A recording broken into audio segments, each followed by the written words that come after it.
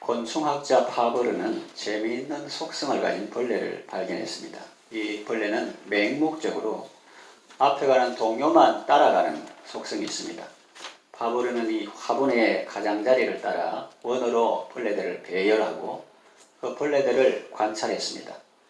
맨 앞에 앞장서는 벌레가 돌기 시작하자 다른 벌레들도 앞에 있는 벌레의 꽁무니를 따라갔습니다.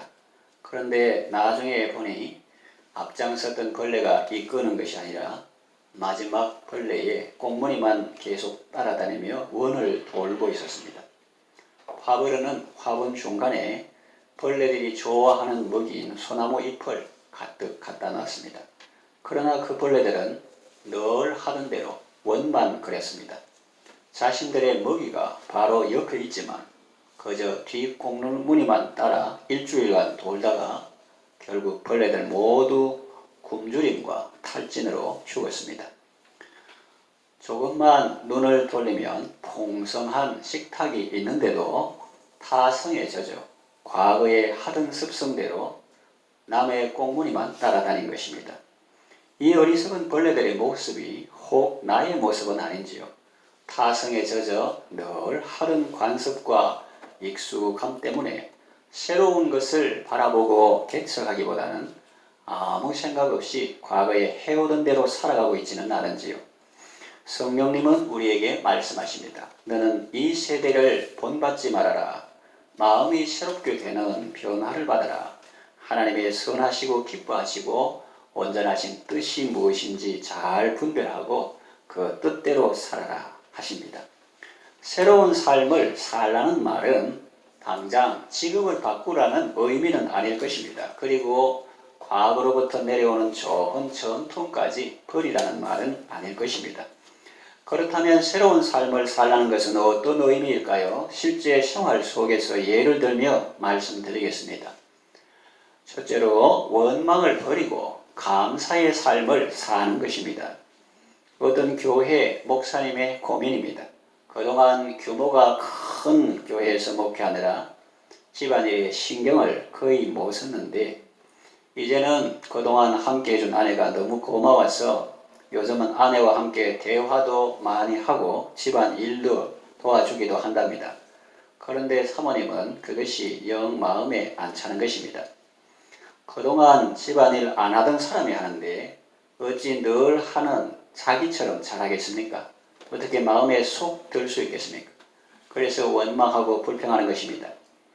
어떤 사람은 그 이야기를 듣다가 사모님 편에서 말합니다. 목사님, 집안일 하는 것을 마치 아내 일을 도와주는 것처럼 말씀하시면 안 됩니다. 그것은 남의 일을 도와주는 것이 아니라 목사님의 일을 하는 것입니다. 나의 일을 하는 것입니다. 맞는 말입니다. 요즘 젊은 분들은 아는 것도 많습니다. 책에서 읽었는지 특강을 들었는지 아이디어가 번쩍입니다. 분명 맞는 말이고 좋은 말입니다. 남을 도와준다 그런 생각보다는 이것이 내가 해야 할 일이다 그렇게 하는 것이 좋죠. 그런데 그 말을 듣는 목사님의 심정은 어떨까요? 자기는 그래도 나름대로 잘 해보려고 시도하고 있지 않습니까? 막말로 안 그러면 어쩔 건데 라는 말이 있지 않습니까? 속된 말로 남자는 철이 잘 들지 않는다고 하지 않습니까? 60세까지는 철이 조금씩 들기 시작하다가 60세 이후에는 철이 빠진다 하는 그런 말도 있지 않습니까? 그리고 평생 죽을 때까지 철이 안 드는 사람도 있을 수 있습니다. 그런데 지금이라도 그렇게 변화돼서 사니까 얼마나 좋아요. 지금도 전에처럼 그렇게 산다면 좋겠습니까? 퇴근하면 집에 와서 아무 말도 안 하고 왜냐하면 바깥에 너무 힘들고 사람 만나고 그러니까 힘이 다 빠져가지고 집에 와서 아무 말도 안 하고 꼼짝도 하지 않고 그저 밥 먹고 소파에 앉아 쉬기만 하고 있다면 좋겠습니까? 나름대로 아내에 대한 고마움과 미안한 마음을 가지고 자기가 할 수 있는 것부터 시도해 보려는 그 마음이 가상하지 않습니까? 물론 아내의 입장에서도 할 말이 있을 것입니다. 옳고 그름을 따지자는 것이 아닙니다. 부부간에는 다른 사람들이 모르는 당사자들만의 사정이 있는데 제3자가 어찌 그들 본인만 알겠습니까? 다만 옆에서 보는 사람의 입장에서 두 분이 다 서로 상대방을 이해하고 배려하고 존중하며 남은 생애를 더욱 아름답고 건강하게 살았으면 좋겠다라는 바람이 있을 뿐입니다. 한 가정의 예를 들었는데 여러분의 경우는 어떻습니까? 시대가 변하고 상황이 바뀌었는데도 여전히 옛날 생활 방식을 고집하고 있지는 않습니까? 서두에 언급한 벌레처럼 분명히 살 길이 있는데도 그 길로 가지 않고 전에 해오던 익숙한 길로 걷고 있지는 않습니까? 감사하면 먹을 것도 있고, 감사하면 하루하루가 즐겁고, 감사하면 서로가 행복하게 살 수 있는데 굳이 원망의 길을 고집해서 좋을 것이 뭐 있습니까? 앞서 말한 파브르의 벌레처럼 뱅글뱅글 돌다가 혹은 다람쥐 쳇바퀴 돌듯이 그런 삶을 살다가 굶주리고 탈진해서 죽을 것입니다. 감사는 최고의 신앙입니다. 아무리 믿음이 좋다, 그 사람 믿음 좋다 그래 해도 불평과 원망을 입에 달고 산다면 그 믿음은 결코 좋은 믿음이라고 할 수 없습니다. 감사로 제사를 드리는 자가 하나님을 기쁘시게 합니다. 감사하는 자에게 하나님은 하나님의 구원을 보게 하십니다. 감사는 환경에서 나오는 게 아니에요. 풍요에서 나오는 것도 아닙니다. 믿음에서 나오는 것입니다. 무화과 나무 잎이 마르고 포도 열매가 없어도 우리는 하나님으로 인하여 감사하며 기뻐할 수 있습니다. 어떤 열악한 환경이나 적대적인 환경 속에서도 우리는 하나님으로 인하여 감사할 수 있습니다. 사람은 나를 힘들게 할 수도 있고 나를 도와줄 수도 있습니다. 또 환경은 나빠질 수도 있고 또 좋아질 수도 있습니다. 그때마다 우리가 일희일비한다면 되겠습니까? 예수님은 하늘과 땅의 모든 권세를 가지시고 세상 끝날까지 우리와 항상 함께 하십니다. 하나님의 자녀는 하나님 때문에 어떤 상황이든지 감사하고 기뻐할 수 있습니다. 이것이 세상 사람들에게 없는 하나님의 자녀에게 있는 상황을 초월한 절대 평안이요 기쁨인 것입니다. 우리의 삶 가운데 여전히 힘듦과 어려움이 있을 수 있겠지만 그래도 주님 안에서 또 주님 때문에 원망보다는 감사하는 삶을 살아가시기를 바랍니다. 두 번째, 비판을 버리고 사랑의 삶을 사는 것입니다.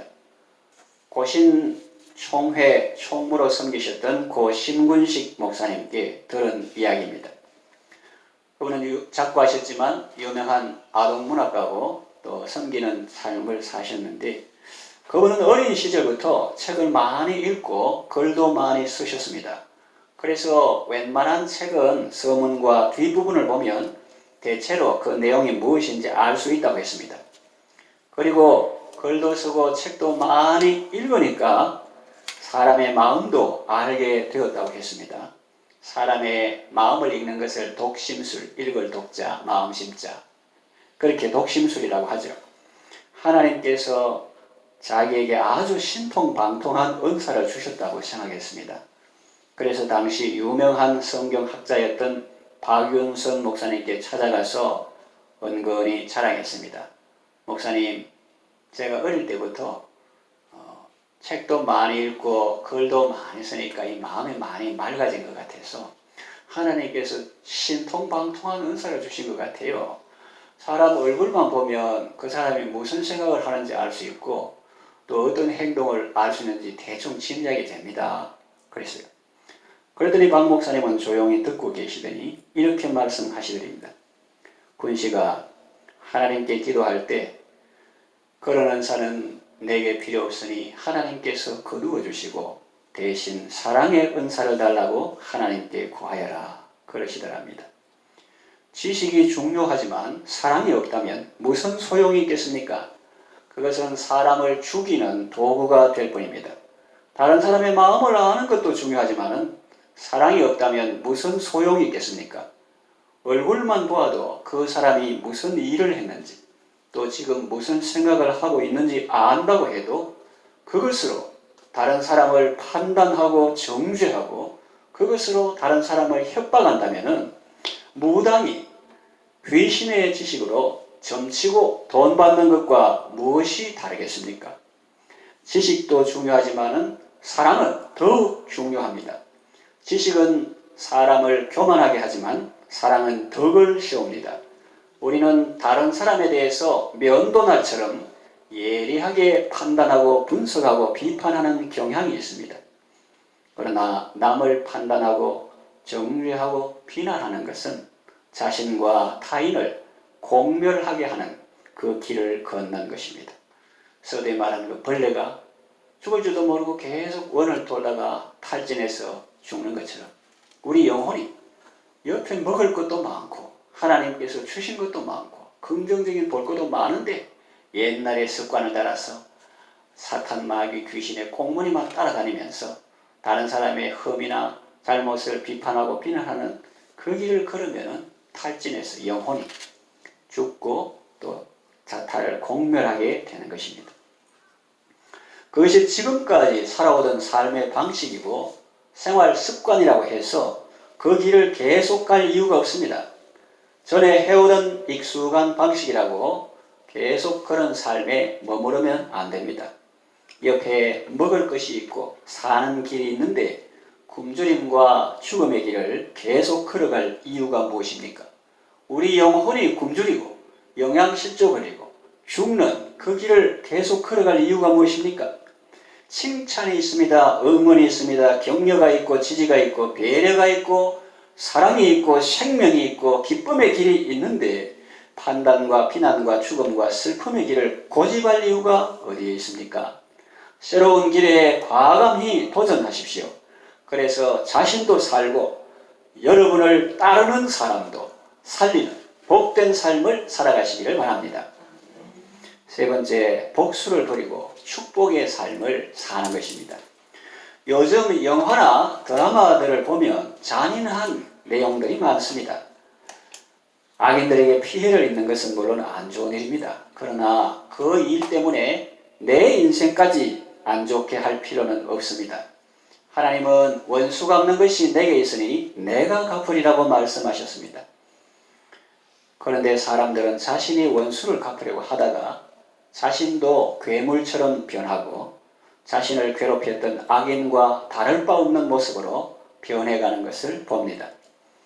예수님이 말씀하셨죠. 도적이 온 것은 도적질하고 죽이고 멸망시키려는 것뿐이요 내가 온 것은 양으로 생명을 얻게 하고 더 풍성히 얻게 하려 함이라 그러셨습니다. 복수의 악순환은 우리의 도적인 사탄 마귀 귀신이 제일 좋아하는 것입니다. 귀신에 사로잡히면 시간과 에너지와 돈을 남 죽이고 복수하는 일에 다 소모하게 됩니다. 자기 인생은 1도 없는 것입니다. 그러니까 예수님께서 도적이 온 것은 도적질하고 죽이고 멸망시키는 것이요 시간과 에너지와 소질 이런 것을 다 엉뚱한 일에 소모하게 되고 자기 인생, 하나님께서 자기에게 주신 인생 1도 없는 것입니다.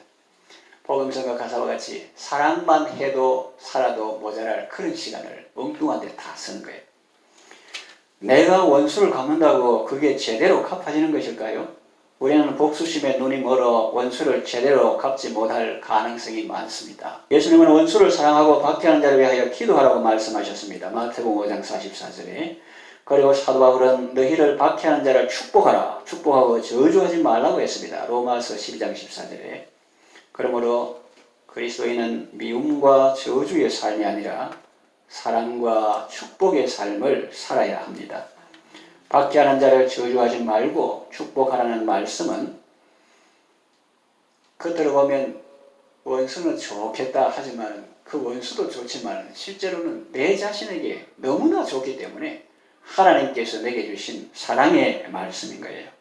만일 내가 주님의 말씀 안 듣고 박해하는 자를 저주하면 어떻게 될까요? 누가 나를 박해할 때마다 저주한다. 그러면 어떻게 될까요? 내가 먼저 상하게 됩니다. 나의 판단력이 마비됩니다. 자신이 저주를 받을 수가 있습니다. 시편 109편 17절 18절 보면 그가 저주하기를 좋아하더니 그것이 자기에게 임하고 축복하기를 기뻐하지 아니하더니 복이 그를 멀리 떠났으며 또 저주하기를 못 입듯 하더니 저주가 물같이 그의 몸속으로 들어가며 기름같이 그의 뼈 속으로 들어갔나이다. 그랬어요. 건강이 있을 리 없죠. 유기농 채소 좋은 걸 먹고 흙이 피가 되고 살이 되고 그래도 모자랄 판에 저주가 물같이 그의 몸속으로 들어가며 기름같이 그 뼈 속으로 속 들어가니까 그 어떻게 건강했어요? 육신도 정신도 병들게 되는 것입니다. 그러나 내가 축복하면 하나님이 역사하십니다. 엘리사는 자기를 죽이러 온 사람들을 전멸할 기회가 있었는데도 그렇게 하지 않고 다 살려주었습니다. 그뿐만 아니라 오히려 잘 대접해서 돌려보냈습니다. 그랬더니 아람 군대가 다시는 쳐들어오지 못했습니다. 성읍은 정직한 자의 축원을 인하여 진흥한다고 했으니 성도가 축복하면 그 지역도 복을 받습니다. 상대방을 진심으로 사랑하고 축복하면 전도도 잘 됩니다. 하나님은 원수 갚는 것이 내게 있으니 내가 갚으리라고 말씀하셨습니다. 우리는 원수가 줄이면 먹이고 목마르면 마시게 하는 사랑의 삶을 살아야 합니다. 하나님은 우리가 악에게 지지 않고 선으로 악을 이기는 삶을 살기를 원하십니다. 원한과 분노와 복수의 삶이 아니라 사랑과 용서와 축복의 삶을 살아가시기를 바랍니다. 이제 말씀을 정리하며 마치겠습니다. 인간의 가장 나쁜 습성 중에 하나는 과거부터 해오는 대로만 하려는 것입니다. 새로운 변화를 싫어하고 도전하지 않고 타성에 젖어 현실에 안주합니다. 자신은 변화하기 싫어하면서 다른 사람에게는 안 변한다고 불평합니다. 세월이 얼마나 지났는데 아직 안 변하고 그렇게 합니다. 그동안 받은 은혜와 사랑은 잊어버리고 다른 사람한테 받았던 과거의 상처와 배신의 상처만 기억하며 자기 연민에 빠져 우울하게 지내기도 합니다. 하나님께 받은 은혜도 많고 사람들에게 받은 사랑도 많은데 그런 건 다 잊어버리고 다른 사람한테 받았던 과거의 상처, 배신의 상처 없으면 꼭 꺼내가 또 씹고 속아 위가 4개라서 외양간에서 감아보면 또 씹듯이 그렇게 자기 연민에 빠져 우울하게 지내는데 파브르의 그 벌레처럼 왜 그 죽음의 길을 건너냐는 옆에 먹을 것도 있고 살 길이 있는데 가장 지혜로운 사람은 늘 배우려고 노력하는 사람이라고 합니다. 성령님께서 새 마음을 주십니다. 성령님께서 패러다임의 변화를 알게 하시고 성령님께서 거기에 걸맞은 지혜로운 삶을 살게 하십니다. 해가 바뀌어서 새해가 아니라 성령님 안에서 변화됨으로 처음으로 새로운 삶을 살아가시기를 바랍니다.